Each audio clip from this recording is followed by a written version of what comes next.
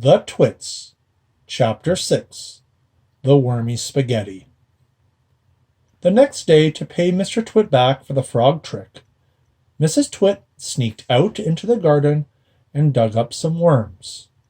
She chose big long ones and put them in a tin and carried the tin back to the house under her apron. At 1 o'clock, she cooked spaghetti for lunch, and she mixed the worms in with the spaghetti, but only on her husband's plate. The worms didn't show because everything was covered with tomato sauce and sprinkled with cheese. "Hey, my spaghetti's moving!"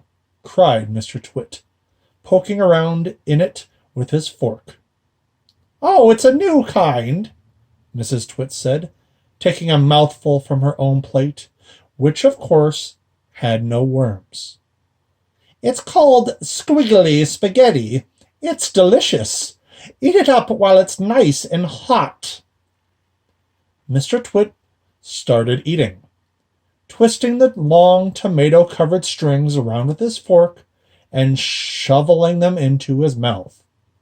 Soon there was tomato sauce all over his hairy chin. "Oh, it's not as good as the ordinary kind," he said, talking with his mouth full.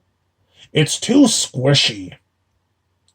"Oh, I find it very tasty," Mrs. Twit said.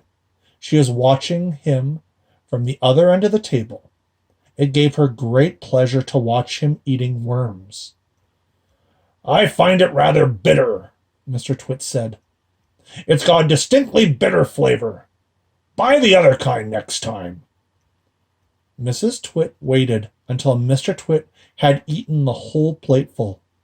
Then she said, "You want to know why your spaghetti was squishy?" Mr. Twit wiped the tomato sauce from his beard with a corner of the tablecloth. "Why?" he said. "And why did it have a nasty, bitter taste? Why?" he said. "Because it was worms!" cried Mrs. Twit, clapping her hands and stamping her feet on the floor and rocking with horrible laughter.